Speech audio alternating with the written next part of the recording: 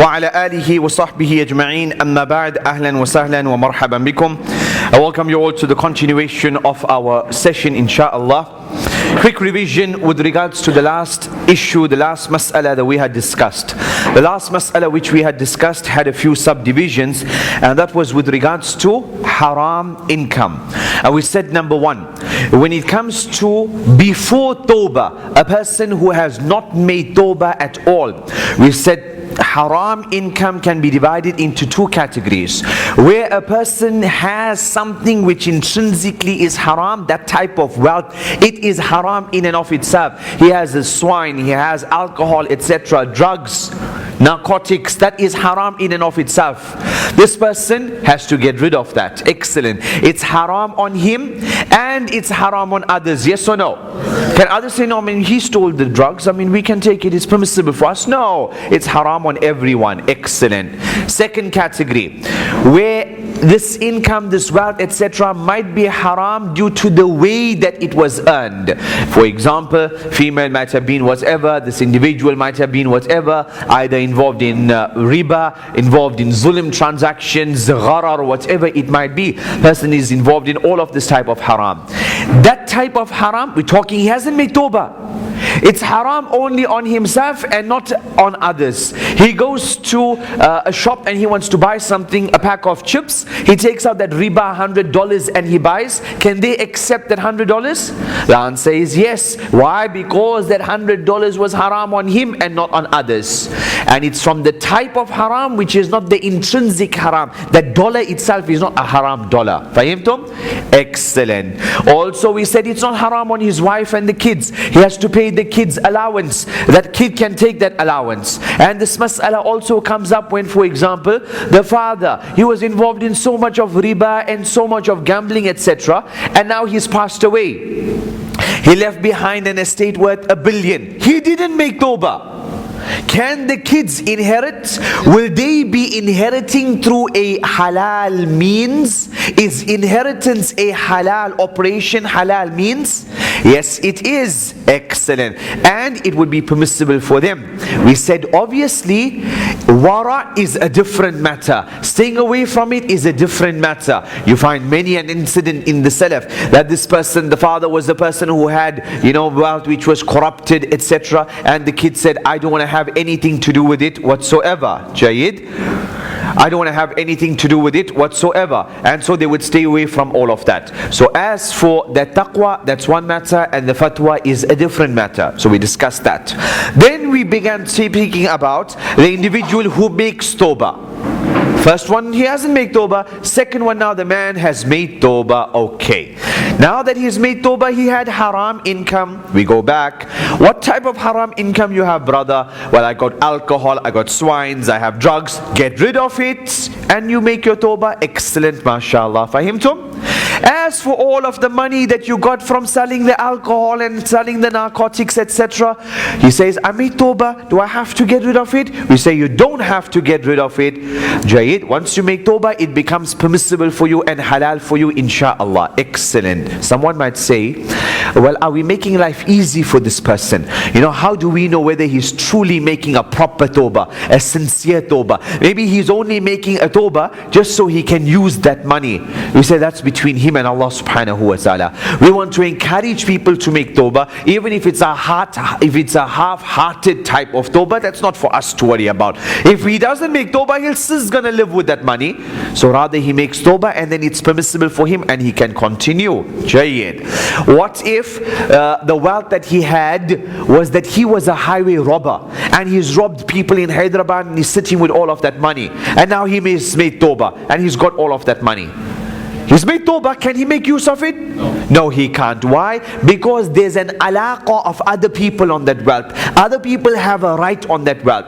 If it was the gambling money, the alcohol money, a prostitute or whatever, we don't say to her, take it now from your tawbah and give it to the guy who paid you. We don't say to the gambler, take the money and give it back to the casino. That will only increase them in wrong, in haram. We're only going to aid them. They'll be so happy we gave us back the money. Yes or no? We don't say to him, take the money and give it back to the riba bank. No. But if you had stolen the money from someone, the other person has a halal haqq on that wealth. The gambling, the casino do not have a halal haq on that wealth. Whereas those who have a halal haq, you have to give it back to them, otherwise your tawbah is incomplete. Fahimtum? So that's the summary of whatever we discussed. And Jayid, I don't say that there's no ikhtilaf on this mas'ala. There's great ikhtilaf on this mas'ala. Up till today you will still find scholars who would say that, you know what, you're sitting on 10 trillion of riba, take the 10 trillion and give it in charity, etc. But on a practical level, that's not really going to work. Jayid, number one, they're not going to do it, so you're only wasting your breath. Number two, it's not going to encourage them to make tawbah and start afresh. Whereas if you give them this and you put this down, we say, also, what do we know about how Allah accepts tawbah? Allah, Prophet said, "At-tawbah yajubu ma qablaha." Tawbah wipes away whatever happened in the past. So subhanallah, this man, tawbah between him and Allah, we never know where things could go. Jayid. So that is with regards to the masail of haram income. The only one mas'ala that we'll just revise quickly, and that was the difference between wealth which you've already taken possession of and what you haven't taken possession of. So example, I borrowed from Zishan 1 million. He says I must pay him back 3 million. I paid him 1, which was the capital original, and I paid him a 2 million of riba, and he took it, he's got it in his bank account. Now he made tawbah. The 1 million, can he eat? Yes. 2 million, according to this opinion, can he also eat? Yes, he can. The 3rd million, which I'm still to give him, now that he's made tawbah, can he accept the 3rd million? No, he can't. How's this one? Can he say, you know what, give me the money and then I'll make tawbah? He's only tricking himself. That's a sign that this person is insincere in his tawbah. That's between him and Allah. Fahim too? What about the million that is with you now? That's my money. That's my money. That's my money. Jayid. That was blood, sweat money they was eating in the first place. Jayid.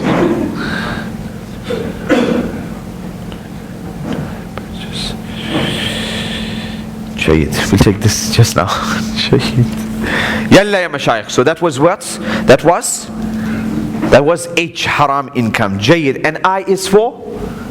I is for interest. Okay, we'll deal with it when we come to riba, inshallah. I is also for? Income. Naam, subhanallah. Jayid. Sometimes we obviously get too involved in all of this here. Sometimes we get a bit too happy when we talk about masail like this too. Allahumma musta'an. We need to look into our hearts. And remember, ya mashayikh, what did the Messenger sallallahu alaihi wasallam say with regards to a person who eats of haram income? Jayid, this person, imagine that we say our dua not accepted, family problems, divorce in the family, kids are not respecting me.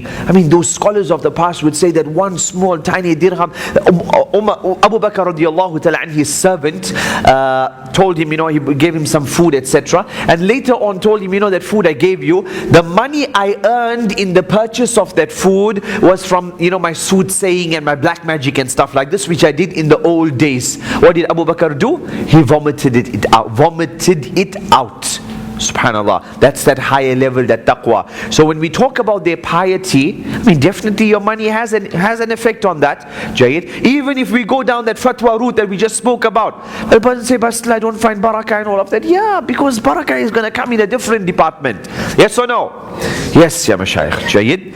I is for income, and so we make dua to Allah subhanahu wa ta'ala. Allahumma kfina bihalalik an haramik wa aghnina bifadlika amman siwak. Prophet sallallahu alaihi wasallam would say, oh Allah, satisfy me with the halal and keep me away from the haram, wa aghnina bifadlik amman siwak, and grant us riches that we're not in need of anyone else, we're not muhtaj to anyone else. Prophet sallallahu alaihi wasallam would also make dua with regards to ghalabati dain wa qahr al-rijal, that oh Allah, protect me from this overpowering debt and also from being overpowered by men. Jayid.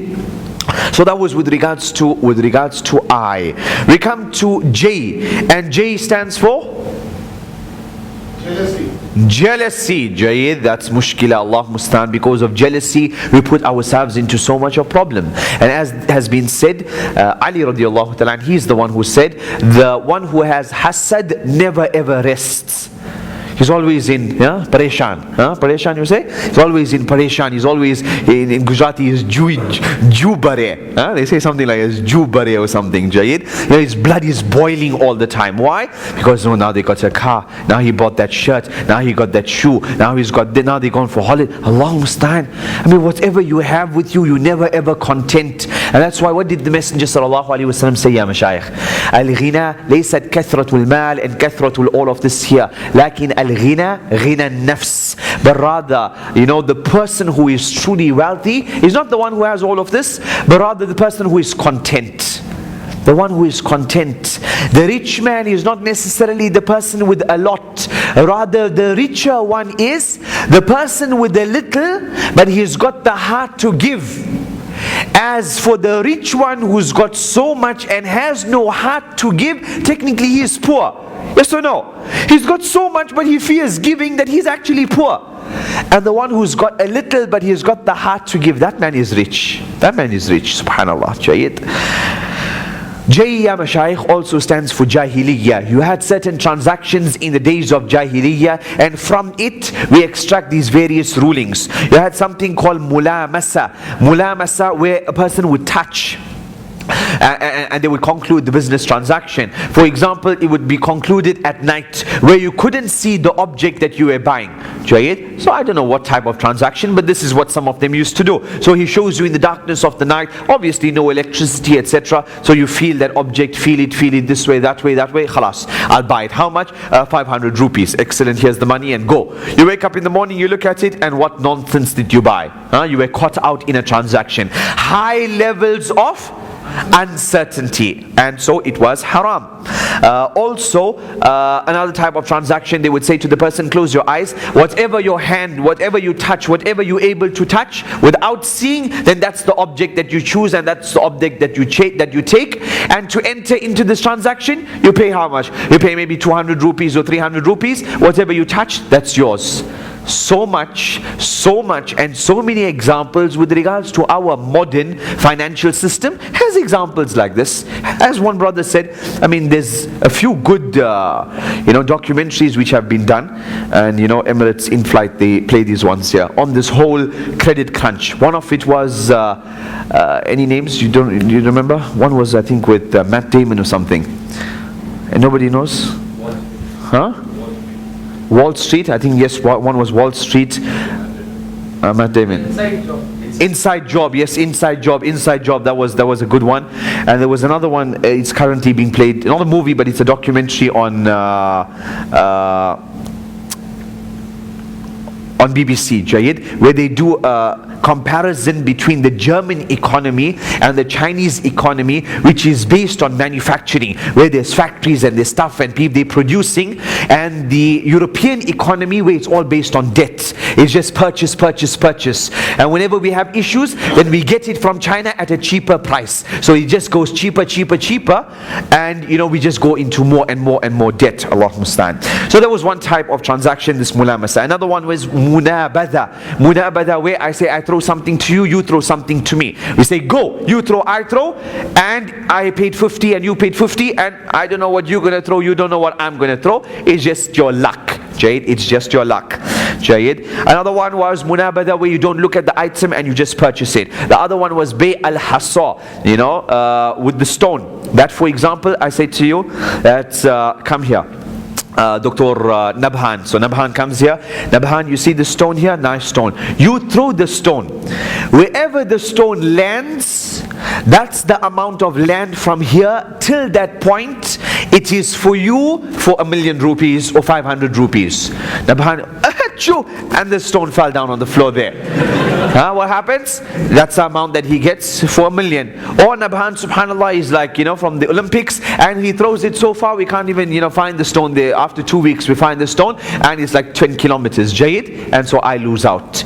Jayid, and all of these same examples you have with the merry-go-round. Forget merry-go-round on Wall Street, you have it on a much larger scale. As they mentioned on that thing, the word they used was, this is the exact gambling that you have on that gambling table, but just on a larger scale. That's all, Jayid. So that was bay al-hasa. So you throw the stone wherever it lands, that's the amount that you get. Or the other example, you throw at certain objects. So whatever, the merry-go-round, you hit the teddy bear, you hit this, you hit that. Whichever one you hit, then that's the one that you get. Jade, all of that is totally haram. Why is it all totally haram? High levels of uncertainty. Look, we never said uncertainty on its own. We said high levels of uncertainty. Because almost in every transaction there's uncertainty, yes or no? Give me an example. Sorry? Stock market. That's something much more simpler, Ukhti. A stock market might be high levels of uncertainty, Jade. Starting a business, what? No, a transaction with uncertainty. Buying what, Ukhti? Why is it uncertain? Buying livestock. Buying livestock, why? Because it might die. Might die, but you bought it alive. No, Jade? Might die on the way. Might die on the way. But that's after you bought it, Jade. Buying an egg. Buying an egg has high levels of uncertainty. You don't know what's inside. You don't know whether it's rotten. You don't know whether it's good. Buying a pineapple, buying a watermelon, a high level of uncertainty. You don't know whether it's good inside. Buying a house, did you look at the blueprint of the house? Did you look at the wiring in the house, etc.? No. Jayed, high level, not necessarily high level of uncertainty. It has uncertainty. You got two things. There's uncertainty, and that's allowed.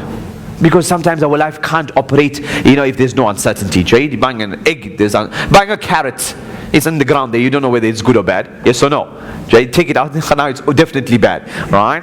So uncertainty like that, unavoidable uncertainty is allowed. And high levels of uncertainty which one cannot avoid.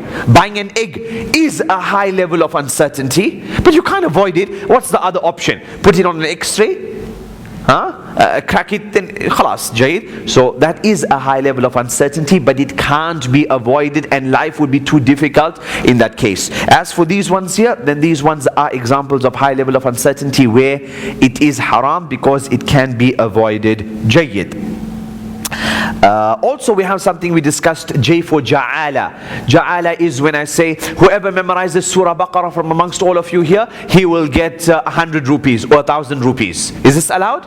Yes, no problem in that, Jayid. I say whoever finds my pen, for him is you could memorize, you could not memorize. You don't want to memorize, you don't memorize. It's open. It's not a rent transaction, hiring transaction. No, I memorized half, you have to pay me half. No, it's not like that, Jayid. For example, whoever finds my pen, whoever does this, whoever does that, such and such, that's a ja'ala transaction, and it's different from a hire and rent type of transaction. Whoever finds my cat, such and such. Whoever builds a garage for me, whoever builds the garage for me, for him is such and such. Whoever memorizes Surah Baqarah, whoever memorizes Surah Baqarah within 1 month, whoever finds, you have the rewards. Whoever finds this criminal, informs us about this criminal, he will get such and such a reward. All of this is ja'ala. Differences between ja'ala, and I don't know what you translate that in English, but ja'ala, maybe reward, ja'ala and a hiring of an individual type of transaction. Let's see. Ijara, it's called ijara, where you hire someone. He is an ajir, he's been hired, Jayid. In ajir, ijara, the work is known. The work that this person has to do must be known. You don't hire someone and, khalas, you need to do it. He doesn't know what he's supposed to do. He'll do something, you want something else, it's a problem. The tiler, it must be specified how much he's tiling, etc. It must be known for it to be a valid ijara transaction, hiring transaction. Whereas in this ja'ala, find my cat, could look here, could look in America, wherever it might be, that's up to him. It can be majhul, unknown, no problem. Now the difference, the person must be known in a hiring transaction. Who are you hiring? We need to know.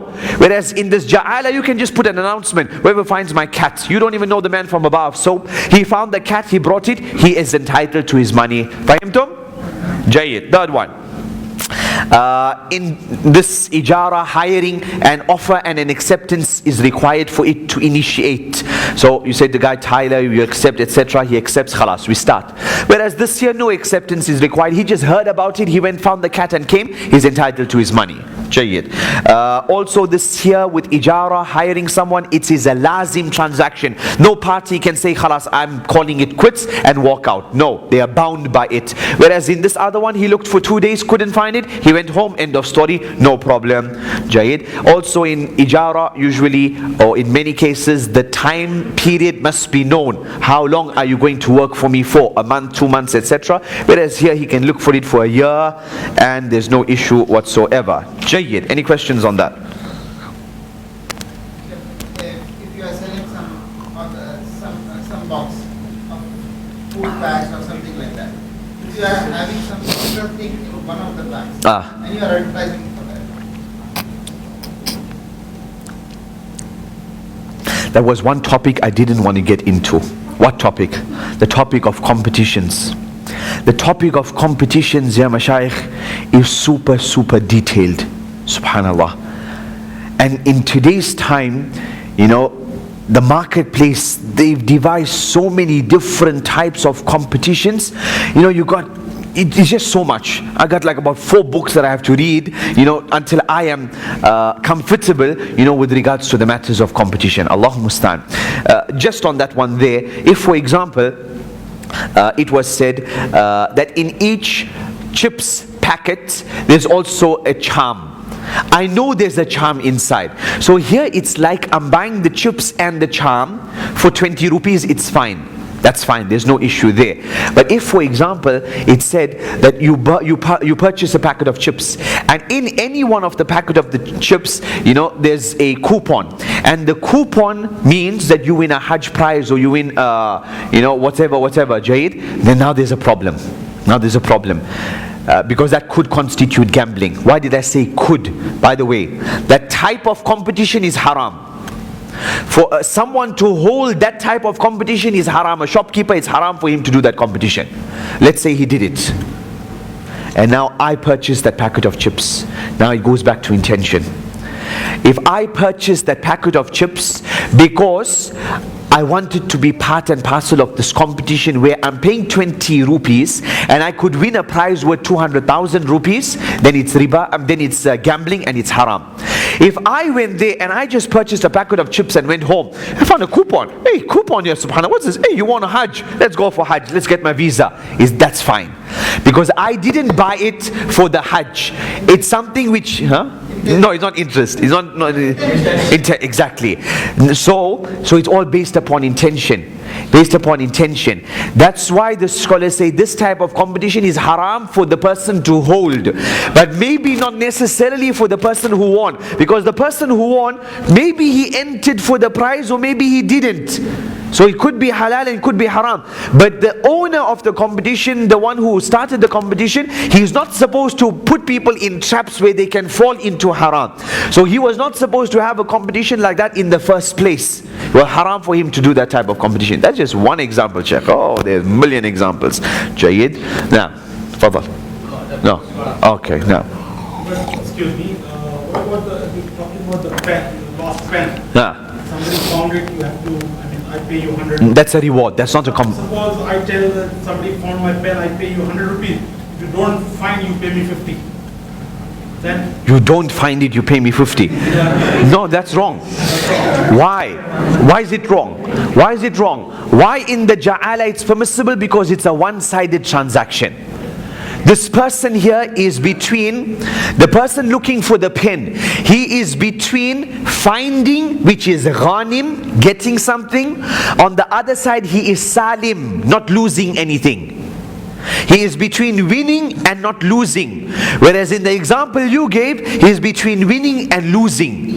In the example here, I bought the chips because I want to be part and parcel of the competition. I am between winning all that prize or losing whatever I put in as the entry, even if it be 1 rupee. Major difference between the two. One is where you are between a winner and you are salim, you don't lose anything. We say, for example, whoever from amongst 3 of you memorizes Surah Al-Baqarah first, khalas, I'm going to give him this prize. You could win or you don't lose anything. No issue at all. Jayid? Now.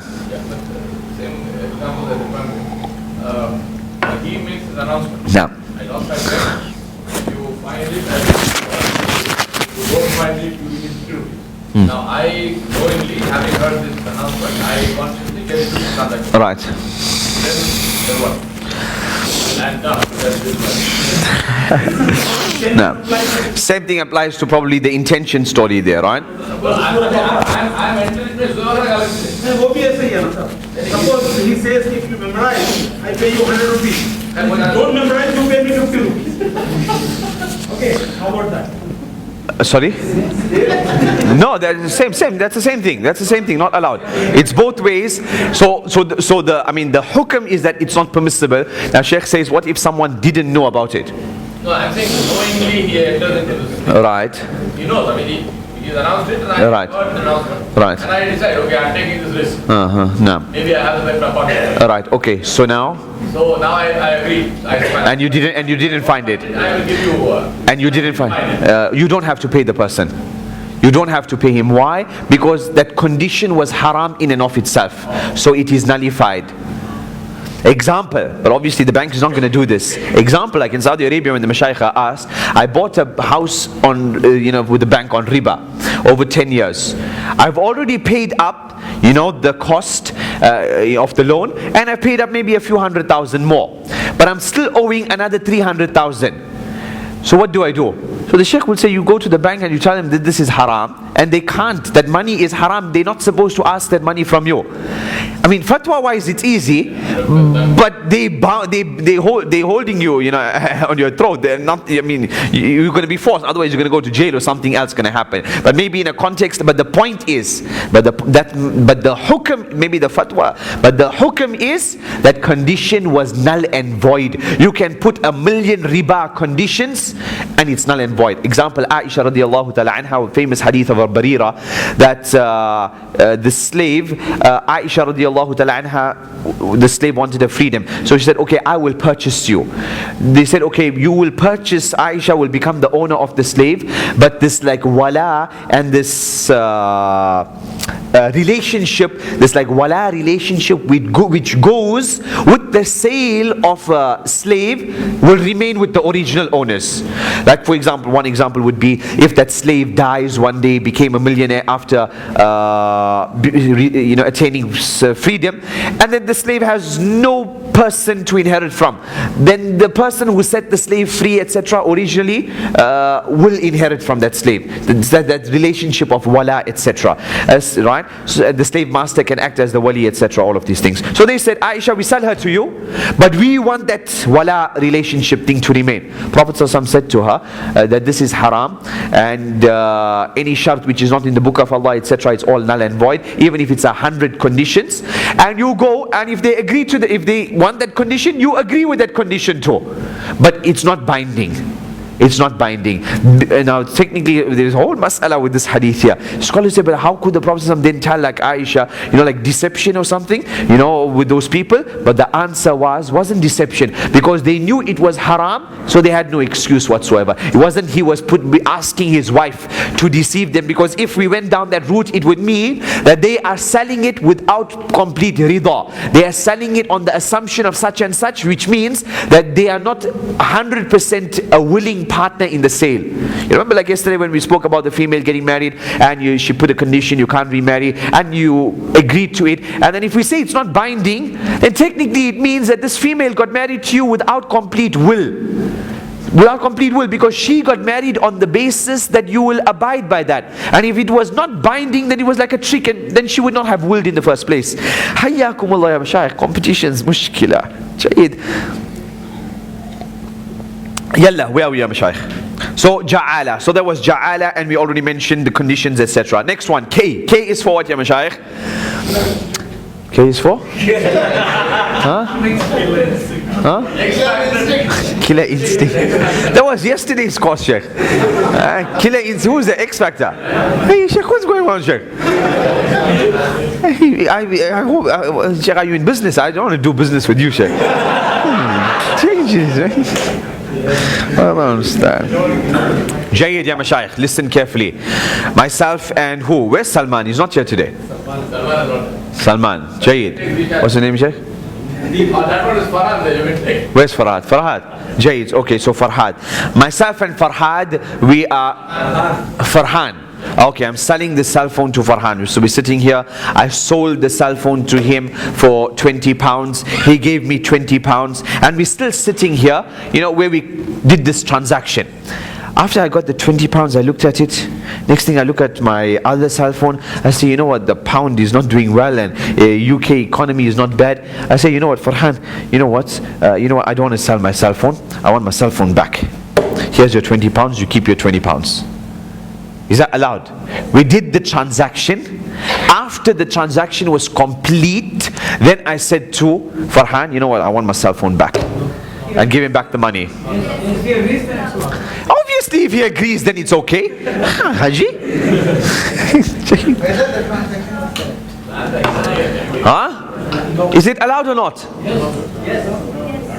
Who said yes? No, we can't ask an Arab now. Fadal ya Doctor. Where are you from, Sheikh? India? We ask you, no problem. Fadal. Fadal. It's valid. Why? Because you would have to be preconceived thinking that if I get 20 pounds, I get so and so rupees. And then you check back and you say you're getting less. Okay, how's this, Sheikh? Indian men complicating things. Listen, Doctor. He gave me the £20. Forget UK economy. I look at the £20. I don't like this note. This note is not smelling nice. I say, brother Farhan, please keep your dirty note. Give me back my money. Give me back my phone. I want my phone. I take it from there. Am I allowed to do that? No valid reason. The money, I don't like the money. Yes, it's allowed. Who said it's allowed?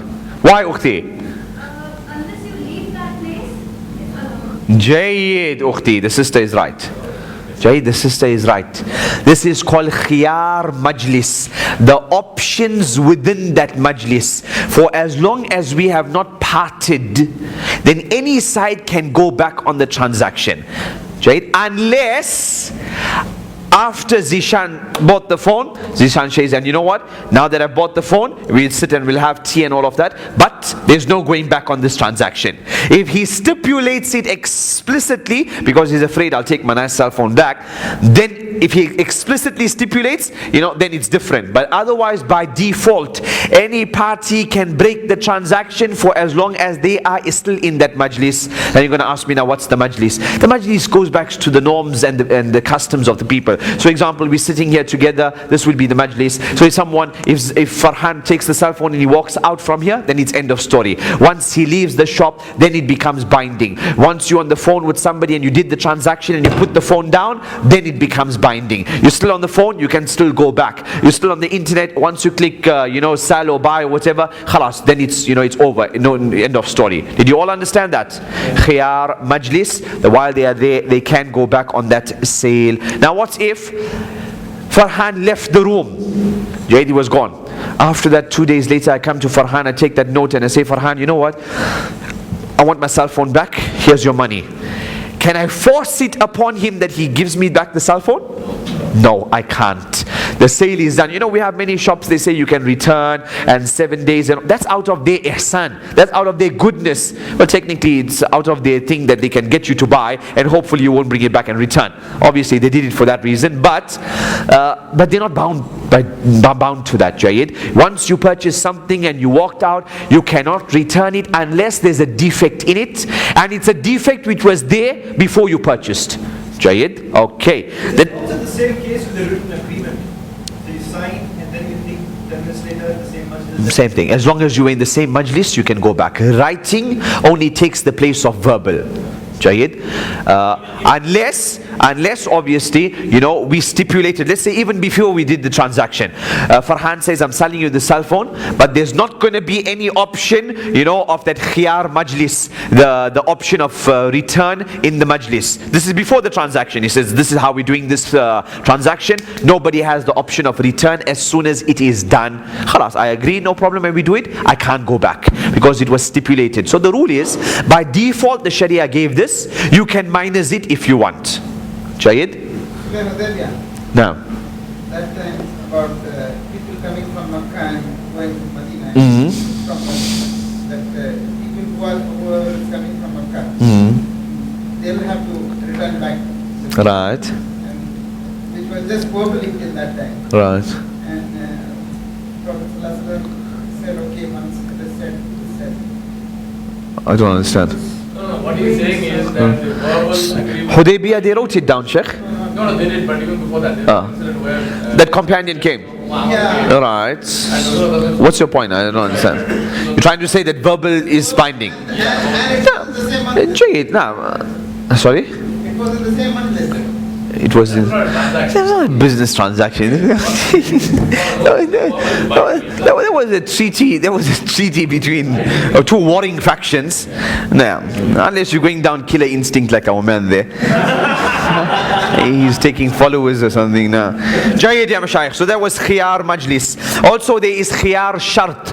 Example, I purchased this cell phone from Zishan, but I say to him, you know what, I'm buying the cell phone, alhamdulillah, mashallah, but you know what, you need to, I want to put a condition that I'm going to take it home. I'm buying it for my cousin. I'm going to take it to him. I'm going to show it to him.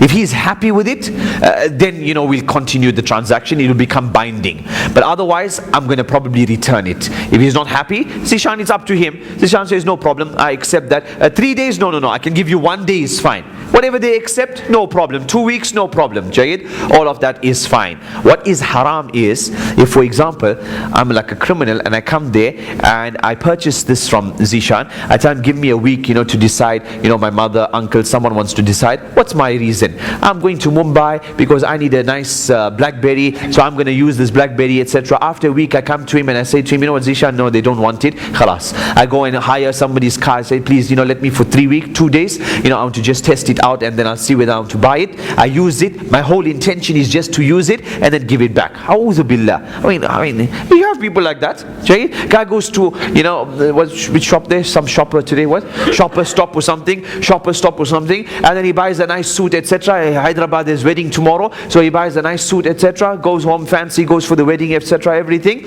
and then the next day he brings it, takes it, goes to shopper stop, and he returns and says, no, you know, I didn't want it. I don't want it. Change my mind. And obviously in that case, I don't think they even worry about, you know, once, as long as you bring it back within 5 days, khalas, they just accept it. Allahu Musta'an.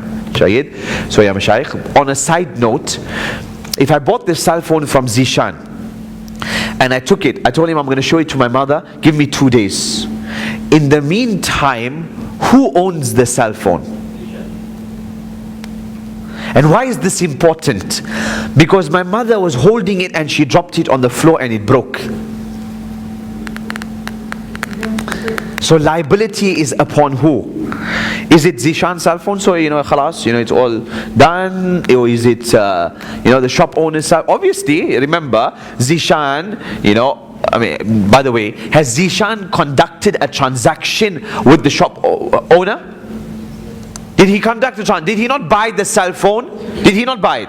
Yes, he bought it. But he also bought it with that additional condition of return. That's the point. A sale took place, but he's got a clause that he has the ability to return, to undo the transaction. Transaction was done. So if transaction was done, whose cell phone is it? It's Zishan's cell phone. It is Zishan's cell phone, Jayid. So it gets lost, it gets broken. That's all the loss on Zishan, Jayid. If he had already done the deal with the shop owner, even if he hasn't paid the shop owner, he has to pay the shop owner. Fahimtum? He's in Daba, his story, now the phone got lost or it got broken, etc. Because he is the owner, transaction was done. Jayid. So that was khiyar shart. And any one of them can put a condition. Myself as the seller, I say, I'm selling you my cell phone, but you know, I just have to speak to my father tomorrow. If my father says he's not too happy about me selling it, then I might need my cell phone back. So the seller can put the condition, the buyer can put the condition, no problem, insha'Allah. Jayid. The basic rule with regards to all conditions are that they are allowed until proven otherwise. Jayid. Yalla.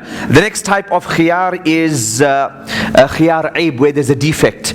Zishan bought the cell phone, he goes home, he says, subhanallah, there's no G and there's no F here, and you know, this cell phone here, this doesn't pick up Reliance or this or that, there's some problem with it.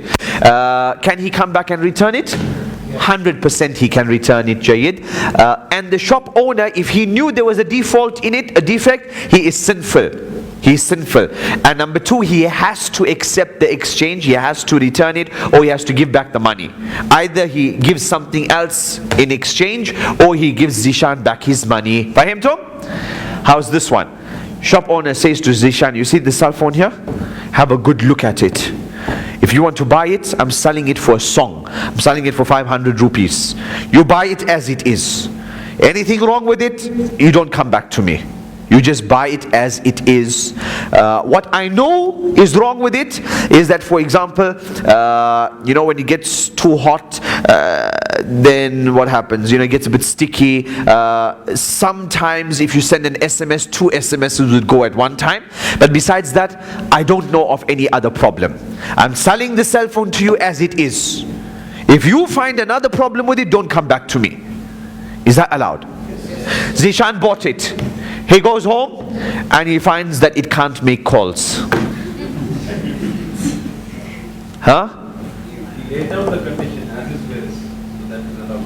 You should have checked. So let's see. If I know there's a fault here, and I say to Zishan, I'm selling it as it is, you can't return it. No, you cannot. You can. The responsibility was on Zishan to check whether it was. Zishan doesn't know anything about phone, Sheikh. No, the responsibility of disclosure is yours. There's two things, what he just mentioned. Number one, disclosure and the condition. Merely putting a condition and me knowing that there's a fault in it does not absolve me of the problem, does not absolve me of responsibility. But if I didn't know of a fault and I put a condition and then Zishan found a fault, he can't hold me responsible. I did not make kitman of aib. I did not hide the defect. I didn't know about it. Jayed? Maybe I don't even know about cell phones. Jayed, did you understand that? And that would be allowed, inshallah. We discussed at the course, best of the rightly guided. Uthman's opinion was that. Jayed. And you find many, subhanAllah, many people, they sell their second-hand cars, etc. He says, there's a list of 4 problems that I know of. You can have your mechanic check up the car, find other problems. But after that, once it's sold, don't come back to me and then complain and tell me this and that. No, I'm selling it as it is. Fahimtum? Hayyakum Allah. If he says that you go to the mechanic and check the problems, if you want to buy, you can buy. Go to the mechanic, check the problems. And I know there's a problem, but I don't mention? Yeah. What if the mechanic doesn't find the problem? What if the mechanic, he misses that problem? Doesn't absolve me. I know there's a problem there, I'm supposed to mention. Jayyid? Jayyid. Hayyakum Allah. What else? Just one last thing. Suppose that. Just one last thing. For example, if I sold you a hammer, I sold Zishan a book, or I sold Zishan a hammer, right? So Zishan took the hammer home, and this hammer was like guaranteed, lifetime guarantee, etc. Zishan knocked 1 nail, 2 nails, 5 nails, 20 nails, 50 nails, and next thing the hammer broke, right? So can he return this hammer? Yes, he can, because this hammer was not what he paid for. This hammer was more like plastic, etc. Can I say to Zishan, you knocked in 50 nails, you need to pay me something, because technically then it would be like I hired a hammer to you, for 50 nails. Can I charge Zishan for all of that time? Another one, I sold Zishan my car. Much more easy example. I sold Zishan my Toyota Corolla, and Zishan drove it for 1 day, 2 days, 3 days, 5 days. After 5 days, he found that the engine, there was some major problem with it. He came back to me and he returned it. I accept that obviously a major problem like this was there before Zishan bought it, so there was a fault, so I accept the return. But I say to Zishan, you used my car for 5 days, so you need to pay me some rent. You drove from here to Mumbai and all of that. You need to pay me something. Would that be allowed for me to do? Huh? No, it won't. Why would it not be allowed? You made a condition. What condition? The condition was itself wrong. You didn't make the full disclosure. I didn't know of the fault. See, it was a major problem. That's why you I didn't know of the fault. Again, I sold a car, I didn't know about the fault. Zishan used it for 5 days. Zishan brought it back. I gave him a new car. But I also said to Zishan that for the 5 days that you used the car, you need to pay me some rent.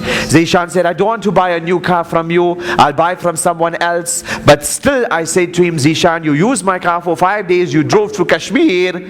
And so you need to pay me some rent for 5 days.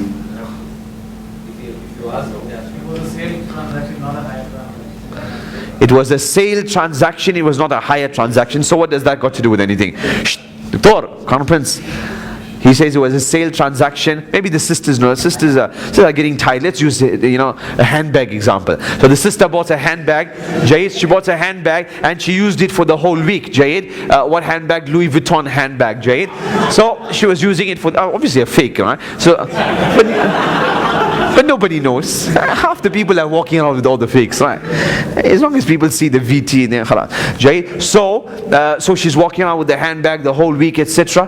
Next thing, she paid so much for this one, it was the real one, and next thing like one of the handles came out or something, and then she looked there, she saw the stitching, wasn't really stitched, double stitching. So she comes back and she returns it to shopkeeper Zishan. Zishan says, well, where did you use it? She says, oh, I had so much of fun, we went to Mumbai and we went there. He says, you know what, this is Louis Vuitton, I'm going to send it back, cost me money. You used it for those 5 days. We also hire out these bags, for people who can't afford, they want to use it for a function, right? So you need to pay me some rent for those days. Is he allowed to do that, sisters? You used it for 5 days, why can't he charge you for that? That wasn't the intention. What's the intention? What does intention got to do with anything? Sisters, can he charge?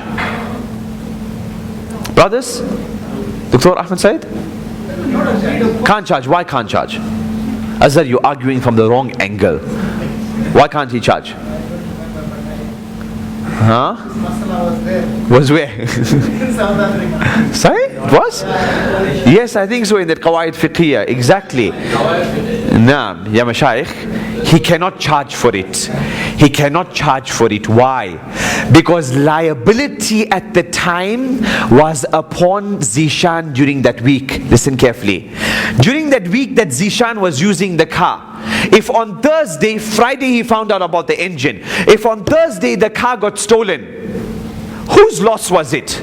Zishan's loss or the shopkeeper's loss? Zishan already bought the car, he paid for the car, his car. On Thursday, the car got stolen. Whose loss is it? Zishan, Jayid. So if Zishan stood to lose during that time, then he also stands to gain.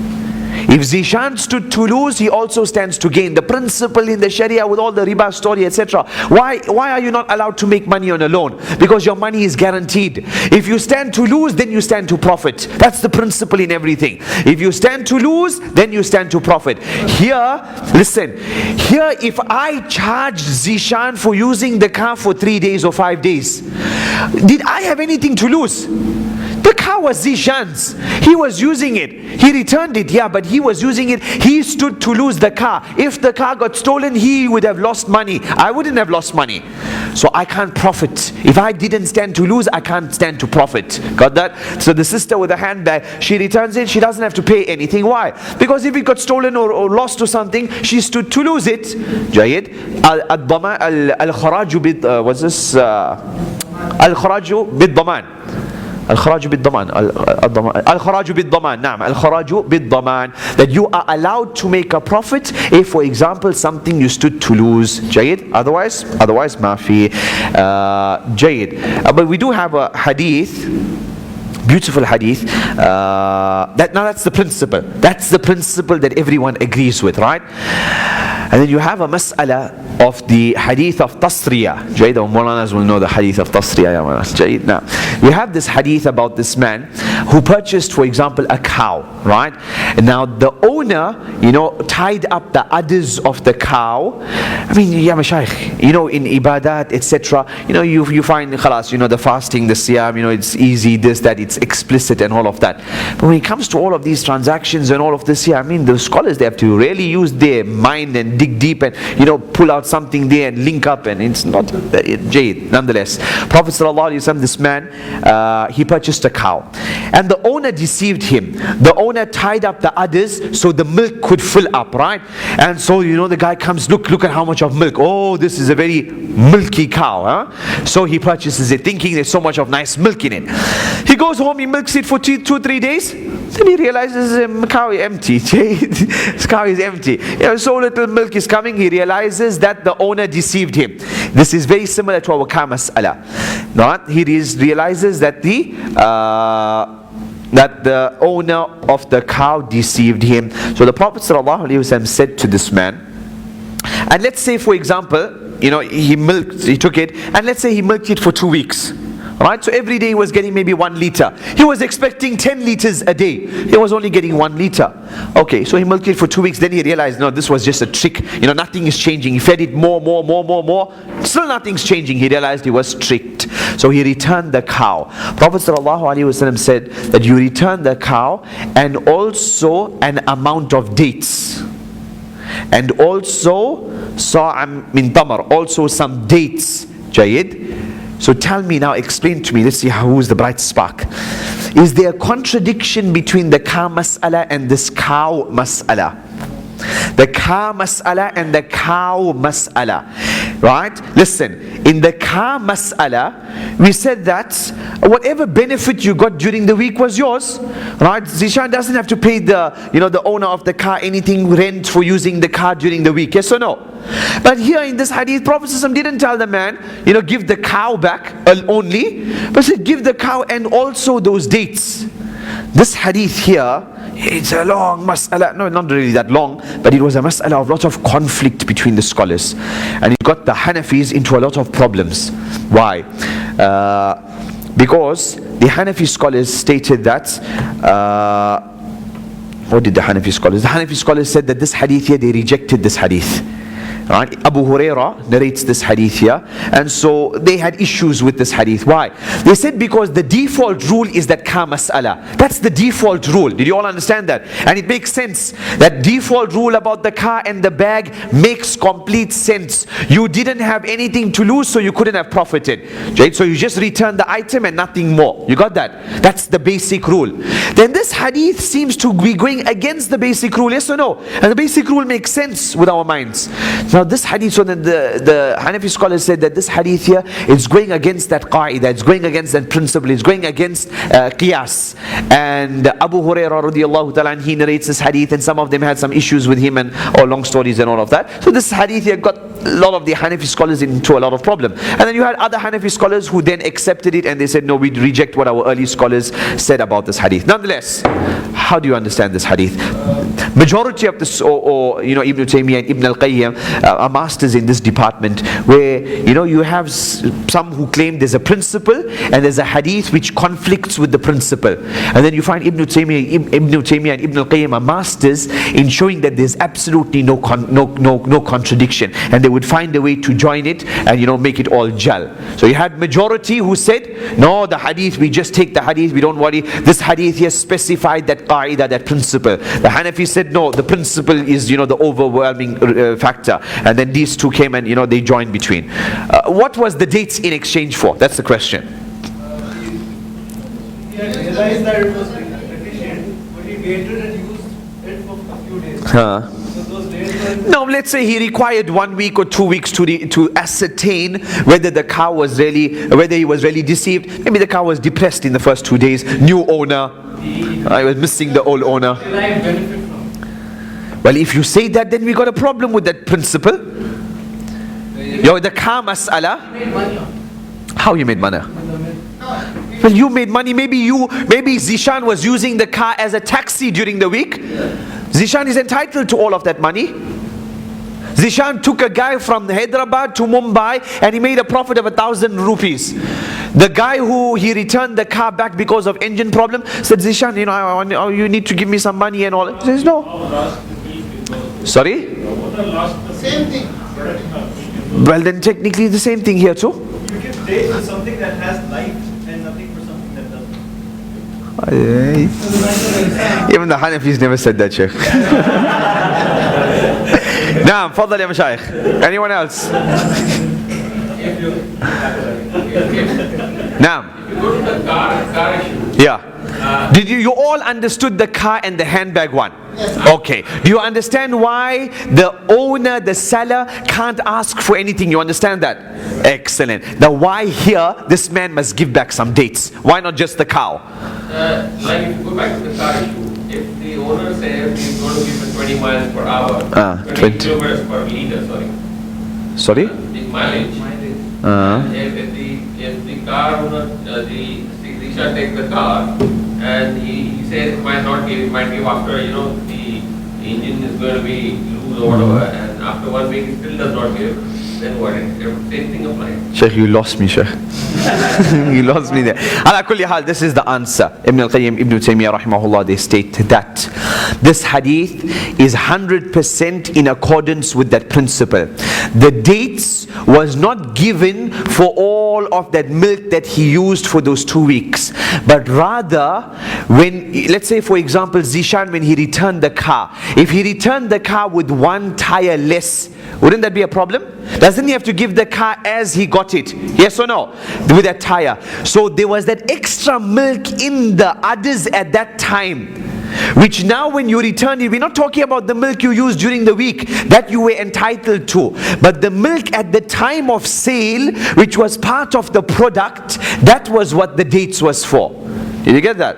Did you all understand that? Jayid? So there's no contradiction between the hadith or the principle. If Zishan brought back the car without the radio, he has to put the radio in. He says, it got lost. He says the radio got lost during his ownership. Doesn't change. When you giving it back, you have to give it as it was. Jayid?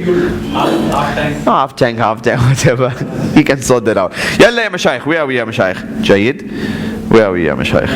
Jayid. So the point was, if it was the hammer or it was any of these things here, then the benefit that the owner got during that time and then he returned it, that benefit was for him. That benefit was for him. Did you get that? Excellent. That is benefit which was like, separate benefit, right? But what if it was benefit that Zishan bought a sheep, right? And he kept the sheep and he fed the sheep got nice and fat and all of that. Then he decides, he wants to move somewhere, and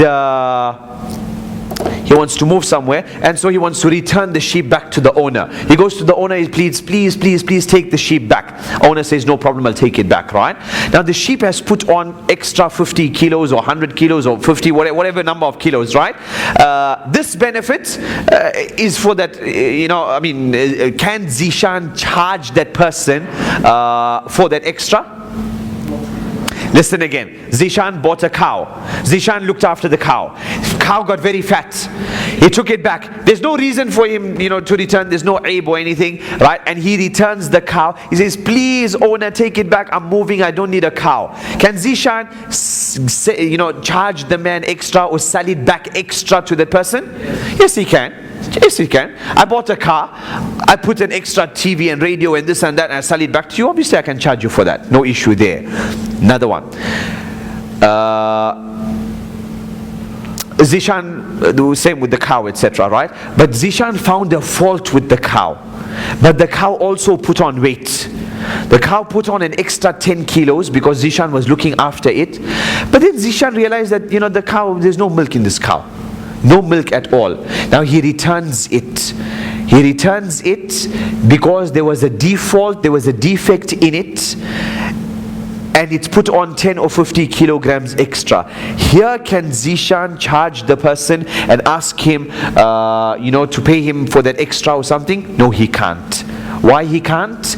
Because here you are returning it upon the defect.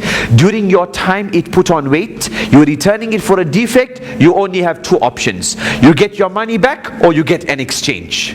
But what you did for that animal during that time, well, that was what you were supposed to do because it was yours. It was not mine. Jayyid. Hayyakumullah ya Mashaykh. Where are we now? We come to L, and L is for what?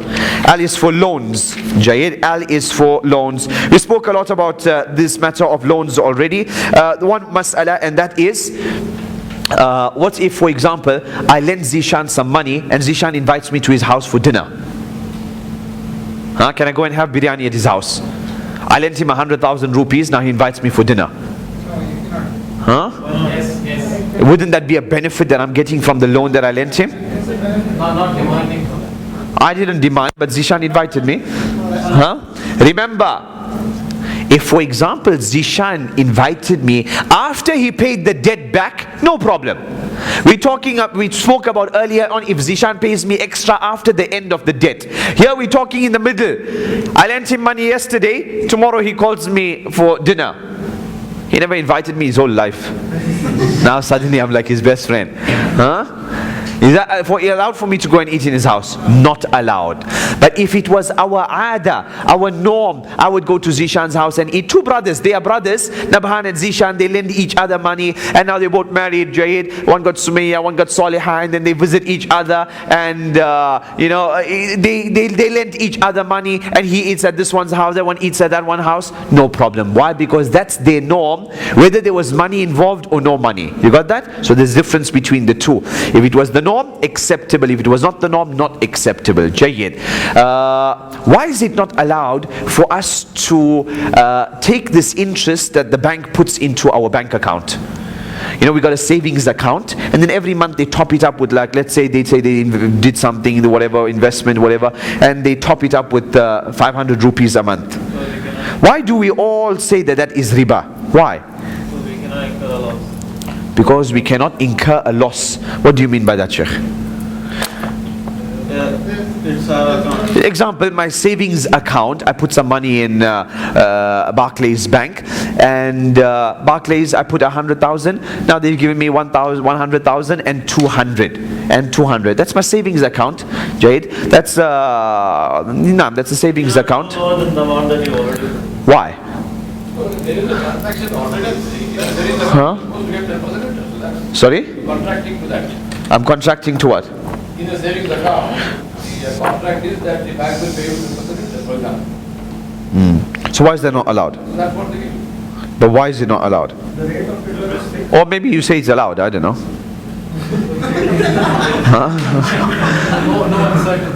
No uncertainty. What uncertainty? Listen, we call it a savings account. When you put money in the bank, what type of legal transaction is that? What type of transaction is that? Huh? It's a loan, exactly. When you put money in the bank for safekeeping, deposit, whatever, they can call it a savings account, they can call it deposit, they can call it whatever they want. Technically, it is a loan. You have loaned, you say, but I'm so poor and the bank is so rich. No matter what, you lent the bank money. That's what, and that's the type of transaction it is. Why? What defines the loan from an investment? If you say, no, I invested the money in the bank. Well, if you invested in the bank, that means that your money, you could get it back or you could lose it. You stand to, it's at risk. But when you put the money in the bank, your savings account, isn't it guaranteed that you're supposed to get your money back? Yes, that's my savings account. Bank can't say, no, what happened? We got robbed. We don't. You get it from somewhere else, not the branch, whatever. My money is my money. Yes or no? I kept it there as safekeeping. It was a loan to the bank, Jade. It was a loan. In fact, we won't, calling it a safekeeping is not really correct. Rather, it is a loan. It was a loan to the bank. Why? What's the difference between safekeeping, deposit, and loan? Deposit means I deposited this money with you. I gave Zishan £1,000 as a deposit. Zishan's not allowed to use that money. That is a deposit, safekeeping deposit. It must be there, right? Whereas a loan, when I give him the money, he can use the money and he gives me in return the same value. Jayid? That's why, for example, some of the Sahaba radiallahu anhum, when people would come and they would say, I want to deposit some money with you for safekeeping, he would say, no. As a deposit, I won't accept it. Safekeeping, I won't. You can loan me the money, so at least I can use the money and do business and I can make benefit and I'll still pay you back. No issue at all. Fahim Tom? Jayed. So where were we now? We were with regards to the loan. So your bank account there, so that is a loan to the bank. That's why you can't get anything extra. Fahim Tom? Excellent. What about when you go to the bank and they give you a cup of tea? You go to the bank, they give you a pen, Barclays pen. They give you a ruler. The tea might be a norm. Norm, what norm? If you go to customer service. Now, if for example the tea is for everyone, pen is for everyone, ruler is for everyone, marketing, technically this is a benefit on the loan, yes or no? They're not giving to people outside, who's on another bank, they're giving to people of this bank. But if it's for everyone, etc., then we can say this is from the angle of marketing. But if they're only giving it to the top 10 depositors in the bank, then that is haram. Why? Because now it's not to everyone all and sundry, it's specific to these individuals, and then it would be haram. They say, you know what, come and park, special treatment for you, red, you know, then that is an issue. Jayyid. Hayyakum Allah. Jayyid. Now, just one last mas'ala, Sheikh. What if, now we all know that if Zishan says to me, Bilal, you borrowed 100,000 and you pay back in a year, or if you can't pay, you know, I'll extend it 6 months and I'll charge you extra. As long as you extend, I'll charge you extra. We all accept that this is haram, isn't it? This is riba. We're all okay with that. Excellent. What about the opposite? Zishan says that, Bilal, you know, I've sold you the cell phone over 1 year, 100 rupees a month. 100 rupees a month. Sold, it was done. Deal was done. After 6 months, Zishan says, he says, Bilal, you know what? I need some liquid. I need some cash. Right? If you pay me, you know, the money that you owe me, the 1,200. If you pay me it all up now, I'll only accept 800. I'll give you a discount of 400. ضع وتعجل. Pay up early and get a discount. Pay up early and get a discount. Riba, pay late, pay more.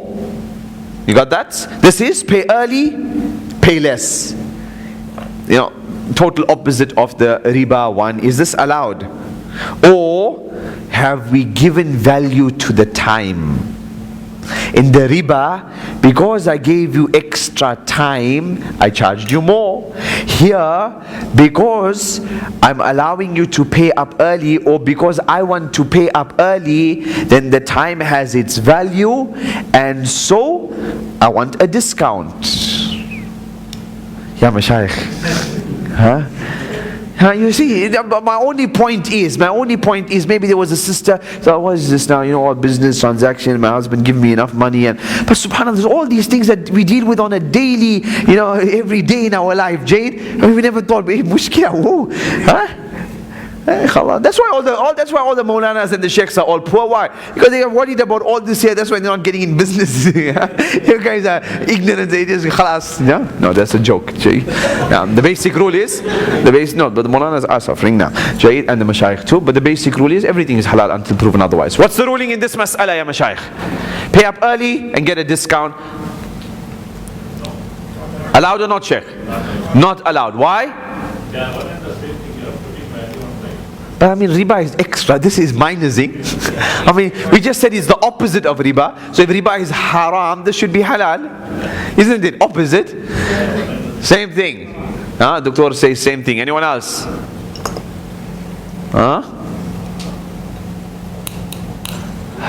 Allowed. Who say allowed? Why allowed? You just want to be different. Why, Sheikh? Why do you say it's allowed? If you're asking the money before, he's not giving it before and telling I'm giving you less. Sorry? You're asking I want money now, so I give you a discount. It's not like he's giving it earlier and telling. No, what if he comes along there? I come to Zishan, I say, Zishan, you know what? I'm putting a carrot for you here. I'll pay up, that debt now, and give me a discount. Charge me maybe 800 from either side, whichever, whoever initiates it. Jayed. The stronger opinion, correct opinion, insha'Allah, stronger opinion is that it is permissible, insha'Allah. Jayid. Riba is on the opposite, is charging double. This one here is paying up early.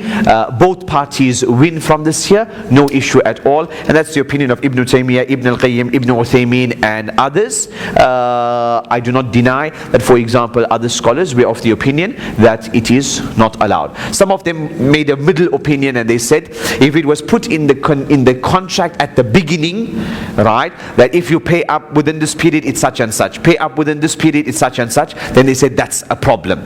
But if it just both of them come later on and decide to do it, then it would be allowed. Right? Ibn Taymiyyah rahimahullah states it's permissible. Ibn al-Qayyim and I don't know about most contemporary scholars, but many contemporary scholars go with that. Wallahu ta'ala a'lam, and Allah subhanahu wa ta'ala knows best. Another mas'ala, funnily enough, majority of the scholars of this opinion, let's see,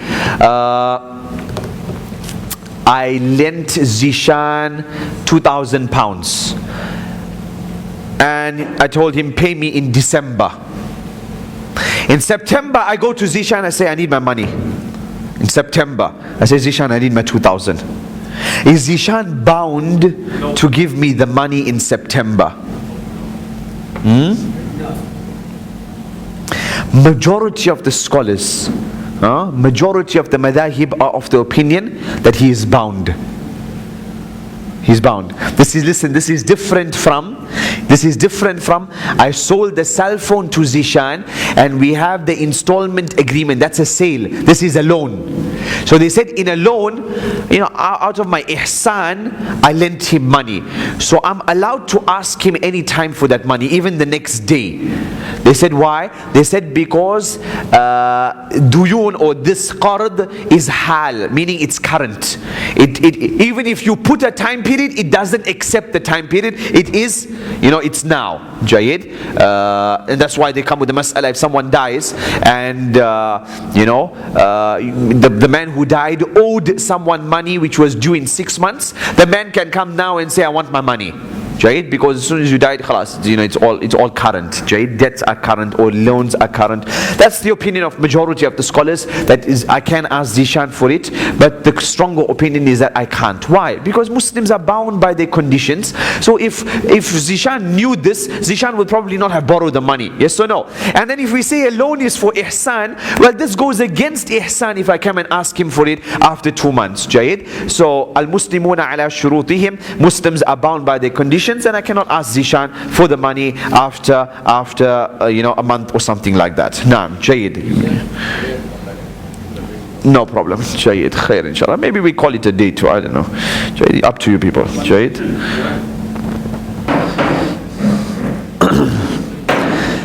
Assalamu alaikum wa rahmatullahi wa barakatuh. Alhamdulillahi Rabbil Alameen wa sallallahu wa sallam wa baraka ala abdihi wa rasulihi nabina Muhammad wa ala alihi wa sahbihi ajma'een, amma ba'd. Ya Mashayikh, before we take the few questions, and we will be done insha'Allah by 9:30. In fact, 100% by 9:30 we will be done. But before that, Ya Mashayikh, that we discussed a lot of issues pertaining to commerce. We spoke a lot about the issues of business transactions. But Ya Abdullah, Ya Amatallah, remember that the Messenger sallallahu alaihi wasallam states that the son of Adam and the daughter of Adam, once you pass away, what would follow you to the graveyard? Your wealth will follow you to the graveyard. Your family will follow you to the graveyard, and your a'mal will also follow you to the graveyard. Two of them will return. What are those two? Your wealth and your family will return. Subhanallah. As soon as that wealth and that family get together back in the house, what are they talking about? What are they joining and discussing about? They're talking about inheritance. How much of share I'm taking and you taking. As for yourself in the grave, what do you have with you? You have your a'mal, you have your deeds. We'll talk about business, we'll talk about commerce. Subhanallah, today we took a walk somewhere and we came to that masjid of the Nizam. We went to one of his palaces. We had so many garages which were in front there. Supposedly he owned so many Rolls Royces. In the distance you can see all of those graves. How many palaces, ya Mashayikh? Did that person take it with him? No, he didn't take it with him, subhanallah. You might have asked that person, one of the middle rulers, that would you ever imagine that maybe in 100 years from now, maybe in so many years from now, your family members, they have nothing of all of this here. This palace here, dogs will be running in it, and children will be running around and doing all of these funny things here. He'd probably think you are crazy, maybe arrest you. He could never fathom that that would ever happen. But that's the reality today, subhanallah. It's full of weeds, and it's this and it's that. It's all gone. A kingdom of old, no longer a kingdom today. Fir'aun, his skeleton, whatever, his corpse still there in Egypt for people to see. What did he say? I am you people's Lord. Ana rabbukumul a'la. Forget just being a ruthless leader and ruler, but I am your Lord, subhanallah. What did he take with him? Absolutely nothing. And similarly with all of us, ya Mashayikh, we're not going to take all of this wealth and all of these shares and all of these bonds and all of this wealth. It's all going to remain behind. Jayid. You people, well, alhamdulillah, you have a beautiful, musalla here. Speaking to one brother today, he was talking to me about some of the individuals here who are behind this project, where in the rural areas, where people are falling into polytheism, shirk, left, right, and center. The person has idols and all of this in the homes. Maybe in another 5-10 years, if nothing is done, as he said, some of their kids also are taking on Hindu names and stuff like this. Maybe in 10-15 years, khalas, the whole village, there's nobody to teach them whatsoever.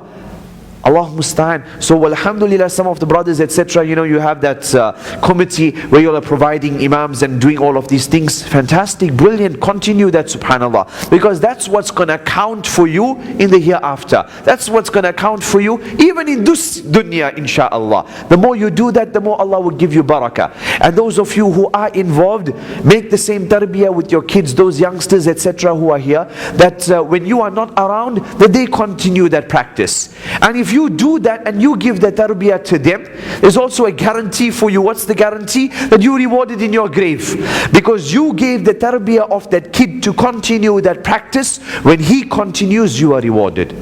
Jayid. So those are the matters which in reality count more and matter more than the counting of those dirhams and those dimes. Prophet ﷺ said to the Sahaba, who is the muflis, who is the bankrupt one? You all know the hadith. They said the one who doesn't have dinars and the one who doesn't have dirhams. He said no, rather it's the person who comes on Yawmul Qiyamah and he comes with deeds which are the size of mountains, that he did down this person and shatama hadha wa sabba hadha, and he swore this person, wa qatala hadha, killed this person, and did all of those wrong things, oppressed this person, whether the person was Muslim or non-Muslim. Oppression is haram upon anyone, and especially upon those who are your employees, those who are close to you, those who might be extended family members, whoever it might be. The closer they are to you, the worse it is to oppress them.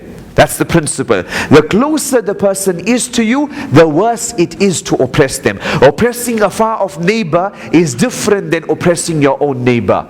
So that's the muflis. He comes with all of these mountains of good deeds, and he did all of this wrong, and so one by one they take from his good deeds until he becomes bankrupt. And what happens? Then he still owes them a lot. He still owes them, and so from their bad deeds, it's all taken and put on his scales. Allahu musta'an, Allahu musta'an. Jaheed ya Mashaykh. So those are the masail, those are the issues in reality which count most. May Allah subhanahu wa ta'ala grant us khair and barakah in this world and in the hereafter. Jayyid ya Mashaykh. Last we discussed was the matter of the savings account and getting benefit from it. We said that's a loan transaction, and that's why you cannot get any benefit. Why? Because your money in the bank is guaranteed. It is guaranteed, and because it's guaranteed means it's a loan, and because it's guaranteed, you cannot make a profit on that which was guaranteed. Fahimtum? Someone might say, well, you know what, someone told me buy this cell phone and I'm guaranteed to make a profit. Someone will definitely buy it. Is that sale valid? Can you make a profit there? Yes, you can. That's business. You bought something and you can make a profit. Maybe the person, what does he know? Maybe you won't make a profit. Maybe you will get lost. Maybe you get stolen. But the point is, there is an element of risk. Whether it's high risk, low risk, doesn't matter. There's an element of risk. So you do stand to profit from it. Wallahu ta'ala a'lam. Jayyid. M. A few letters with regards to M. A few issues with regards to M. We've already discussed something which is ma'doom. Something which is not there. It's not present. For example, I sell you the fruits of my apple tree. There's no apples on it right now. I say to you, I'm selling you now the fruits of my apple tree. I'm not talking about when there's fruits, then you will buy it. No, I'm selling you now. Pay me 50 rupees, and the first 3 apples that come, are yours. I'm selling you the apples now. Why is it not allowed? Because maybe tomorrow the tree falls down dead. Jayed, the point is there's issues with delivery. That's the crux. There's issues with delivery, and the Sharia does not want fighting later on. So the Sharia states what you are unable to deliver on, or there's a high chance you won't be able to deliver, then you cannot contract a transaction on that. Also, for example, someone says, you see this in the days of okay, let's leave the slavery example out. He says, look at this cow here. See this cow here? You see the cow is now pregnant. So when the cow gives birth, whatever the cow gives birth to is yours, and I'm selling it to you now for 20 rupees or 100 rupees or whatever. Maybe the cow won't give birth. Maybe we have a miscarriage. Maybe, for example, the calf is born blind, calf is born dead. Maybe the calf is born with one leg short. Yes or no? Yes. And so then we'll have problems later. I said, no, but you bought it, you took the risk. No, that type of transaction is haram. There's too high a level of risk, uncertainty. Similar with a bird in the sky and a ship in the sea. Jayid. And then you have M for mudaraba. What is mudaraba? Mudaraba is when brother Zishan comes along and I say, you know what, Zishan, I got 1 lakh of rupees, and I'm sitting with the money. I want to do something with the money. It's not moving. So Zishan says, you know what, I'm a seasoned businessman, so give me the money and I'll buy fridges and I'll buy air conditioners and I'll use the money and I'll do some business. I said, okay, that's good. So I'm putting in money, he's putting in what? Effort. And then we say we'll split the share, we'll split the profit 60-40, we'll split it 10-90, 99-1, whatever we agree on, 50-50 we can agree on, no issue. That's mudaraba. So he'll go darb, he'll move on the earth and he'll do this selling, etc. But if there is a loss, who carries the loss?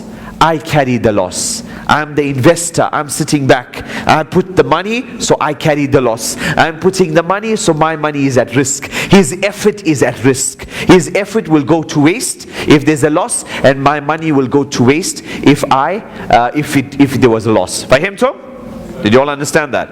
Jayyid, excellent. The question, is it permissible for Muslim to contract or to construct the building of a temple or a church, etc.? So here's a Muslim contractor, and what's he in the business of? He is in the business of building temples. He is in the business of building churches. Jayyid. Even before going down the route of fatwa, what do you think? Is that allowed?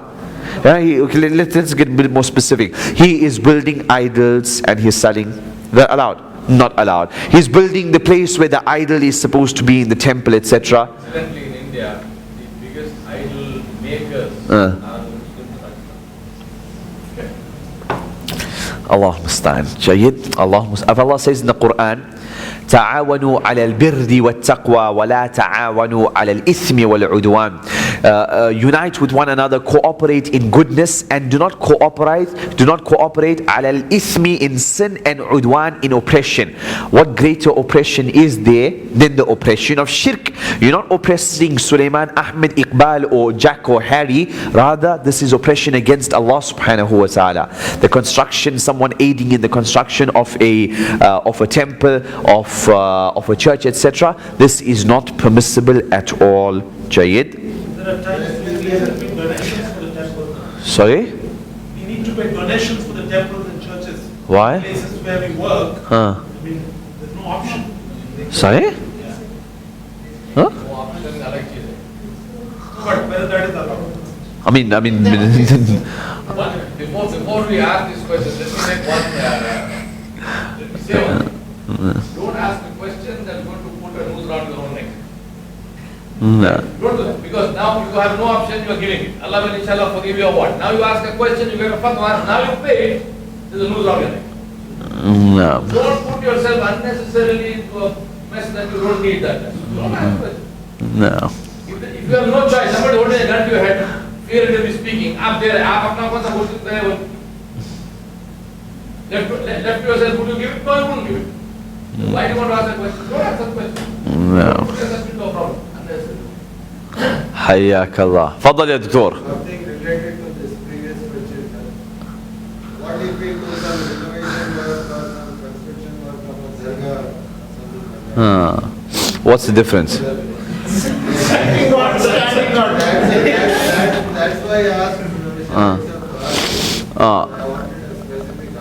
No difference. No difference. Shaykh. Khalas, what's in the past is in the past. Make tawbah and move on. Now, Shaykh. Next question. Is it permissible to enter into a transaction, etc., where there is a clause that if you default on payment, then you will have to pay interest? Shaykh, what do you think, Zishan? They put a clause there that if you default, you have to pay interest. Huh? Not allowed. What about your credit card?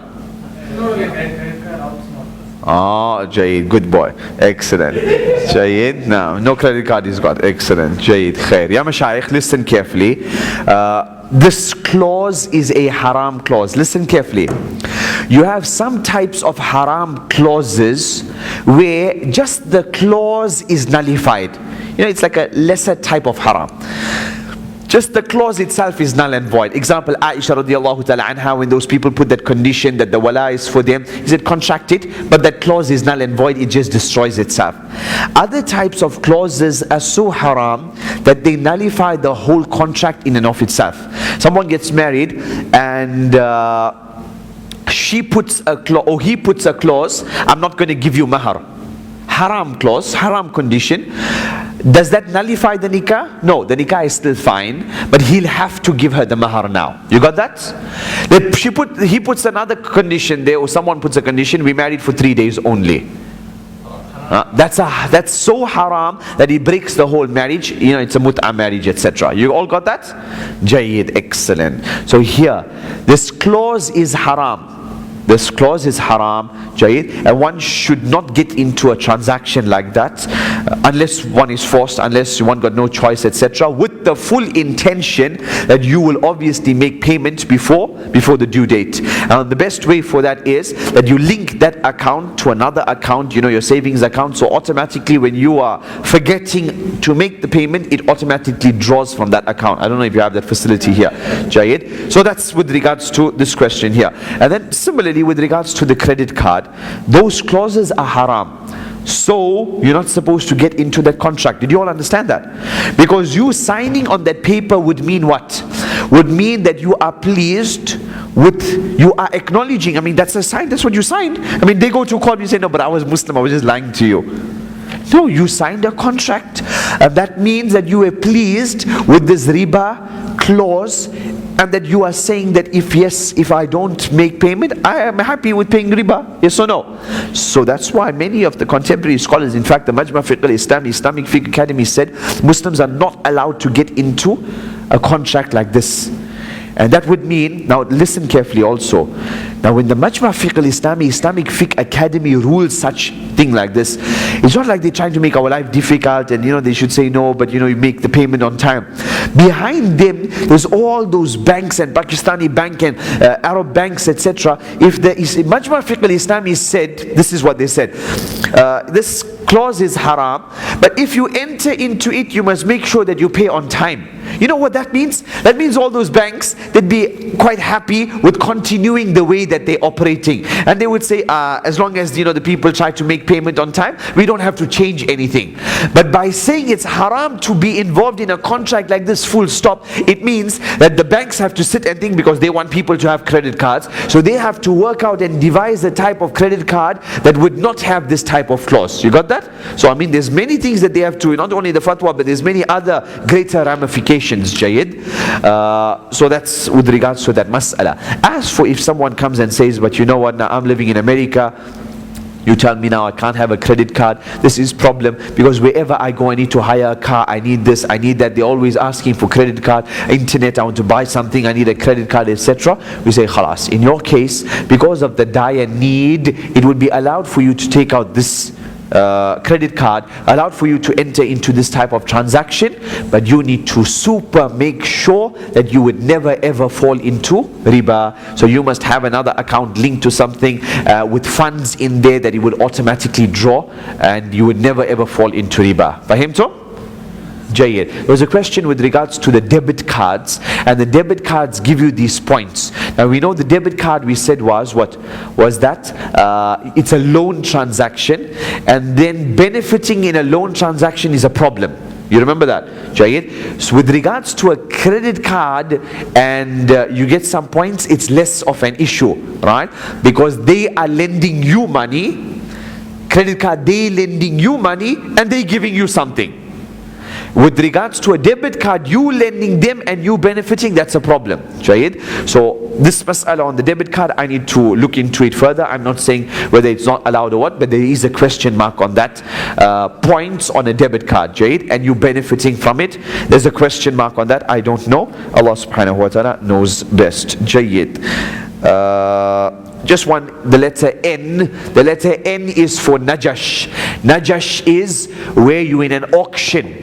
You're in an auction and someone, you're not interested in buying this camera. You don't, in fact, you don't like cameras. Jayid? But you saw Suleiman, bid for it 20 rupees. So Suleiman, he got 15 to 25 rupees. Suleiman wants it 30 rupees. You go 40 rupees. You don't want it, but you only want to harm Suleiman. This is Najash. Prophet ﷺ said that this is haram. Why? Because you want to cause harm to your brother. When he finds out you didn't want it and you only were doing this to harm him, he's going to hate you. Jayid? Also the opposite. Maybe you don't want to harm brother Suleiman who wants to buy it, but you want to benefit the seller. You want to benefit the person who's selling the camera. You got that? So Suleiman says 15. You don't want the camera, but you want people to buy the camera for a high price, so the owner of the camera gets a lot of money. Still, Suleiman would be sad if he knows about this, and it would be haram. You're only allowed to bid if you want it, and not to harm anyone. Fahimtum? Jayyid, Mumtaz. What's this? What if it's difficult to return the stolen money to the owner? Jayid? Stolen money has to go back to the owner. Depends on what you mean by difficult. If you mean difficult, I'm embarrassed, he might arrest me or something. That money has to go back to him. However, maybe you, for example, put it in an envelope and post it to him anonymously. I don't mention your name. I had been working for you, or I this, whatever. I owe you this money, and send it to him. Send it with someone, anonymous person, whatever. The money must get back to him. Jayid? It was stolen from me and it needs to get back. The only time you can say difficulty is you can't find the person. Unknown who the person is, where they gone. I robbed him 50 years ago or 5 years ago, and I don't know which country. I was on Hajj and I robbed him, and now I'm back here. Jayid, what do I do? Exactly. I stole from so many people. I don't know who, right? Who's who in the zoo. You said, well, if you used it, you have to bring it. If you used it, and you know him, you have to give it back, right? But if you don't know, then you give that same amount of money in charity on that person's name. And if that person comes back or you find the person, you still have to give them back. Listen carefully. You stole the money, you don't know where he is. You have to give you don't know where he is, you give the money on his name in charity. If he comes back, you got two options. You mentioned to him that I had stolen from you, etc. I gave it on your name in charity. If he says it's fine, then it's fine. Khalas, he accepted it to be charity, alhamdulillah. I said, no, I want my money. You give him back the money, Jayid. But that would require you approaching him. Maybe it's better just send it anonymously to him and khalas, end of story. Is there zakah for deposited money? If the deposit period is 5 years? Jayid, whatever money you have, you deposited for 10 years, you're saving money to get married for the past 5 years, whatever cash you have, it is zakatable. You have to pay zakat on it, Jayid. You don't have to pay the zakat from that money. If I have 10,000 in the bank, so I know it's 10,000, 2.5% of 10,000, whatever it is, take out from the wallet and go and pay the zakah, Jayid. Zakah is due on all of that. Zakah is due on merchandise. Zakah is due on gold and silver. Zakah is due on your cash on hand. Zakah is due on all of your currencies. Zakah is due on your shares. All of this zakah is due, Jayid. Obviously you got two types of shares. You got shares where a person trades in shares. He trades in share. He's a share trader, Jayid. So that there would be trading stock. To him that would be trading stock, like how someone sells milk, like how someone sells cell phones. That's his trading stock. And you have another person who's invested the shares, then he pays zakah on the dividends that he receives. Jayyid. If I lend someone some amount and it was not able to pay, and he was not able to pay it back, I forgave him for some amount. Can I ask my money if the man became rich? No, if you made him maaf, it's khalas. But if you made the person maaf, then it's over. If you said you don't have to pay me, I'm minus 50 or whatever, end of story. You can't say no, the man is now rich, I'm asking for the money now. No. Jayyid. What if it's difficult to something between the stolen money to his owner? Same one. Okay, Jayyid. Khair inshallah. Jayyid, so that's sorted out. I also had a question with regards to, I want to buy a car, and so I go to the bank, and the bank, Islamic bank, and I say to them, I need money to buy a car. They say, no, giving you money and you buy a car and you pay us more, that's haram, that's riba. Okay. So then the Islamic bank says that, you know what we will do is, we will buy the car. We, the bank, we will buy the car. We will become the owners of the car. The car is our car. We bought it for 100,000 rupees. After we buy it, we take ownership of it, we become the owner. Then we will sell it to you, Zishan, for 200,000.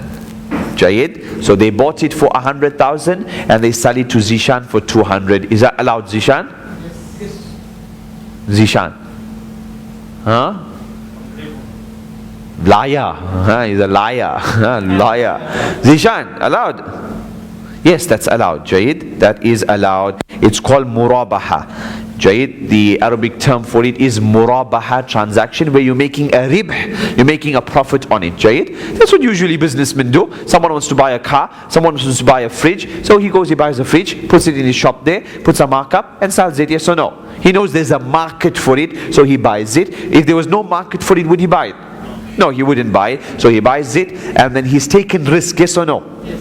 He's taken risk. That's why the bank can make a profit. He's taken a risk now that he's become the owner of it, and then he can sell it to whoever on installment sale over a period of time, and he can make a profit on that. The only issues are, for example, if the bank sells you the car before they buy it. They haven't bought the car yet. They sell the car to you before they even bought it. Then it's going to enter into the mas'ala where we already discussed, Dr. Ahmed Saeed. You're not allowed to sell something that you don't own. I go outside there and I'm selling you, not my car, that. There, I would be making a profit on something which wasn't at risk. Yes or no? Yes, nothing on risk. I put nothing on risk. Jayyid. So that would be illegal, that would be impermissible. So then what some of the banks do is that they say, no. We won't sell you the car before we buy it, but we want you to promise us that you will buy it from us. Because I mean, we don't want to buy a car and then after that you don't buy it from us. Jayyid, that's the problem. So they say, you promise us. So I promise, no problem, I can promise. But then they say, no, but you see now, promise, we can't hold you liable, we can't hold you accountable. So we call this a binding promise. Call it a binding promise. So we ask them, what's the difference between a binding promise and a sale? It's the same thing. Jayyid. So that's a problem. If it's just a promise, under normal circumstances, if we buy the car, you will buy it from us, no problem. And technically, rare would it be a case that you wouldn't buy it. You really want to buy it, right? But the point is to make the transaction permissible, they must buy it, then they sell it to you, right? If they sell it to you before, it's impermissible. If they ask from you a promise which is binding, then that's a contract. That's like as if they sold it to you. It's just a different word, right? So that is a problem. Also, what the bank can do is to make sure that you don't default, to make sure that they're going to get their money, etc. What they can do is that car which was purchased, the logbook, they can keep it as a surety, as a deposit. And so if you don't make payment, maybe 3 payments in a row, you miss or something, then they can take the logbook and they can impound the car, they can sell it, get back their money, and whatever you've paid, whatever they owe you, etc., they give it back to you. Fahimtum? Fadal. Say I'm a trader, I'm selling coal. Pork. Coal. Coal, now. Coal, like anything, minerals, whatever, say coal. I'm buying coal in South Africa and I'm selling it to China. Right? And I have a contract now with South Africa to sell 100 million tons of coal. Right. You Over a could, period of 12 months. you're going to buy it from South Africa and sell to China. South Africa and sell it to China. Right. And this is going to be done in a period of 12 months. Right. And this is my deal. I'm buying it for 10 rand here and I'm selling it for 12 rand there, and then in terms of rolling the money. Yeah. Now there's no earthly way in which I can actually take possession of 100 million tons of gold and then transport it from there. That's simply not doable. No. Is that right? All types of qabd. Qabd is possession, is according to the norm of the object. Example, the car doesn't mean that the bank has to have a garage, where they took the car and the car came there. As long as the paperwork states what is acceptable in that industry is that, we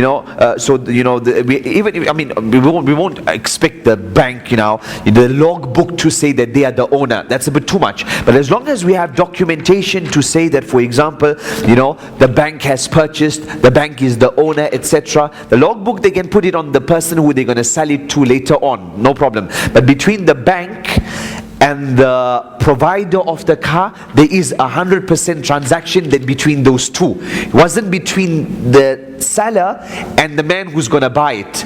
The bank purchased from that man. There's documentation to say that the bank is the owner, because the main thing is, in the interim between the guy selling the car to the bank and the bank got it, if anything happens to the car in between at that point, who's liable for the car? The bank must be liable. There must be the time that the bank must be liable. Only then can the bank profit. Jayid?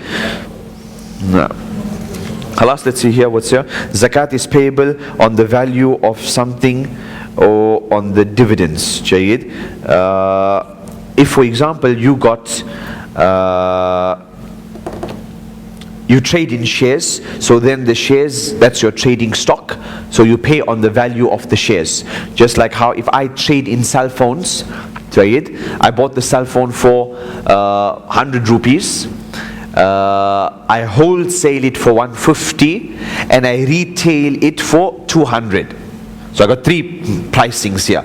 Cost was 100, wholesale is 150, and retail is 200. When I'm working on my zakah, which one do I use for my zakah calculation? Principal amount. What's principal? The price you bought it. Price I bought it. What if I bought it 50 years ago? Still the same. I'm paying zakat on this. Every year. The price you bought it for. Price you bought it for? Not at all. 100. I mean, if there's any option which is definitely the option out of the table is the option of cost, because someone could buy something. We pay zakat on its value, Jade. Its value. So either its value is the retail value or wholesale. But its value was 150 when I bought it 50 years ago, 20 years ago. Now it's appreciated, Jade. Gold. Example, gold. Someone got gold. Example, gold during the time of the Prophet ﷺ till today, it's changed in its value. So the same thing. Yeah, what you didn't. Yeah. Now, point is. I'm telling you. See, I'm in a business like if I'm selling sand, sand will not appreciate like that. Right. So what's the market value of that sand? What if you bought that, example, what if you bought the sand for $100 a bag, and today the sand is worth $150 a bag? If that is there, of course. So then? But it will not be appreciated. That's a different story, Naji. Now you're telling me about something. I'm telling about selling price. You cannot sell it. You can do it with the market price. Well, let's see now. Are you telling me that I bought this cell phone for 100, but right now today the cell phone is still worth 100? Yeah. But then who will buy it for anything more? If it's still worth 100, who's going to buy it for anything more? No, that's your business. It's 100 for you, not for them. If we go with market value, if you're telling me that the market value in the industry amongst people is still 100, then that's what you pay zakat on, right? But if people are willing to pay 150 and that's the market value of it, now people sell it for 150, then that's the zakat story there. There is it has to have 12 months which you have worked. That's the more important mas'ala. That's the more important mas'ala. Which most people think that all of the money that you have must be with you for 12 months for you to pay zakat on it. Even if it's with you for 2 hours, you need to pay zakat on it. I see. Now, think about this. And we're not even talking about big business. We're talking about a guy with a small baqala. What do you call baqala? You know, small corner shop. Guy with a small corner shop. He sells milk and bread and sweets. I ask you, how is this person going to keep a record of all the money that comes in, that he knows that this 50 rupee, he's got it for 1 year. That 20 rupee, no, it's 6 months. That today's money, that would mean that a person is paying zakat every year of the year, every day of the year. Because this guy in that corner shop, today, which is what date? 13th of June. Today, the 13th of June, it would mean he'll be paying zakat for last year's 13th of June. Tomorrow is the 14th. He'll be paying for last year's 14th of June because it's now reached 1 year. Yes or no? Yes or no? And the next day, every day this guy will be paying zakat. Yes or no? So this idea that, people have this, you need to have it for 12 months. Yeah, but you yourself don't implement this 12 months in how many things, Jade? Your life would come to an end. We'd be walking around with calculators the whole day if we had to do this, Jade. The issue is you have 1 day in the year, and the whole or the cycle, listen carefully, the yearly cycle, annual cycle is not to do with all of your money. It's not to do with every type of money. Rather, it is to do with your nisab. If you reach nisab, then from the date of your nisab, we count 1 year. As long as you were above nisab for the whole year, then it's irrelevant what amount you had. The issue is that you were above nisab for 1 year. The issue is not that each amount of money must be with you for 1 year. You got that? So as long as you are floating above the nisab amount for the whole year, you don't look at what amount of money it is. You look at when were you nisab-bil? When did you become a nisab man? You got that? So from that date, sometimes you can't remember, just choose one date in the year, you all above nisab. You passed nisab long time ago. When you were 10 years old, you passed nisab, right? Jayed? So khalas, 1 year, day in the year, whatever money you have. Example, the guy was above nisab. For the whole year in his bank account, he had $20,000, which is above the nisab. He had 20. 2 hours before his zakat calculation, he did a business deal and he got another million in his account. Time of his zakat calculation, he's got 1,020,000. Yes or no? Yes. 20 he got for the whole year, but the 1 million, it was only there 2 hours. The question is, was he above the nisab for the whole year? Yes. It's irrelevant how long he had the amount of money. Whatever you have on your date of your calculation, you add it in and you pay zakat on it. You got that? That's how it's supposed to be. That's how it is. Naam, Jayed. Similarly, with example, a guy who's got, like, let's say the farmer, he's got 500 sheep. So at the beginning of the year, he had 500. Now throughout the year, maybe during the year, some of the sheep gave birth, etc. So he doesn't keep a birth, date of birth for this sheep. When this sheep turns 1 year, then I'll pay zakat on that. No, you had 500, end of the year, now you got 550, you pay zakat on 550. Even though 2 were born 2 days ago. You got that? Jayyid. With regards to this, so as for that question with regards to that share, do I pay on the portfolio and the dividends? I need to double check on that one there.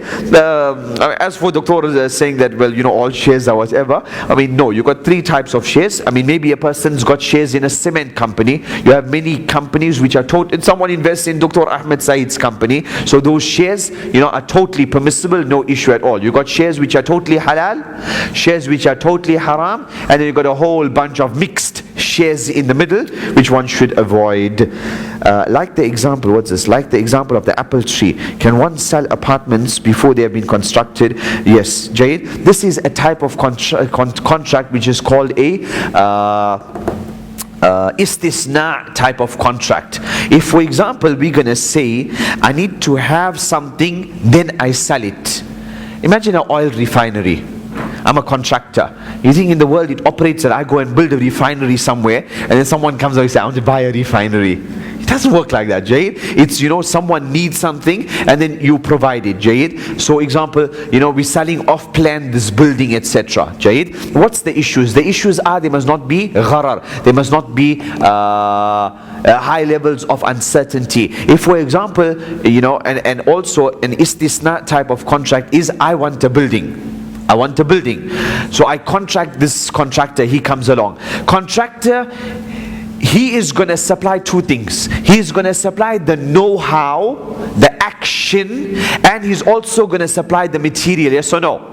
Jayed. So this is different. We have a contract called the salam contract, where I pay up early, I pay up the full price now, and you deliver to me a fungible item. What's a fungible item? That one can, substitute for another, like oranges or dates. If I don't get dates here, I'll get it somewhere else. I can meet, delivery, etc. Right?